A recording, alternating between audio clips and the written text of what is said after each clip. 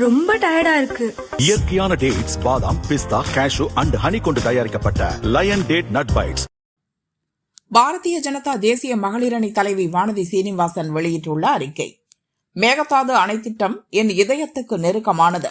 அதில் நீரை தேக்கி வறட்சி காலத்தில் திறந்துவிடலாம் என தமிழக மக்களை ஏமாற்ற கர்நாடக முதல்வர் சிவகுமார் முயற்சித்துள்ளார். அணையை கட்டி கர்நாடக அரசியலில் தன்னை நிலைநிறுத்திக் கொள்ள முயற்சிக்கிறார். சுப்ரீம் கோர்ட் அளித்த இறுதி தீர்ப்பின்படி தமிழகத்துக்கு உரிய காவிரி நீரை கர்நாடகா திறந்து விடுவதில்லை. மழை காலங்களில் வரும் உபரி நீர்தான் தமிழகத்துக்கு வருகிறது. மேகதாது அணை கட்டினால் அந்த உபரி நீரும் வராது. தமிழகம் பாலைவனமாக மாறிவிடும். தமிழகத்தில் நம் கூட்டணி கட்சிதானே ஆட்சி செய்கிறது. அவர்களை எப்படியாவது ஏமாற்றி மேகதாதுவில் அணை கட்டிவிடலாம் என்று சிவகுமார் நினைக்கிறார். காங்கிரஸை கூட்டணியில் சேர்த்து அமைச்சர் பதவியும் கொடுத்து கொஞ்சி குலாவிக் கொண்டிருக்கும் முதல்வர் விஜய் மேகதாது அணை பிரச்சனையில் மென்மையான போக்கை கடைபிடிக்கிறார்.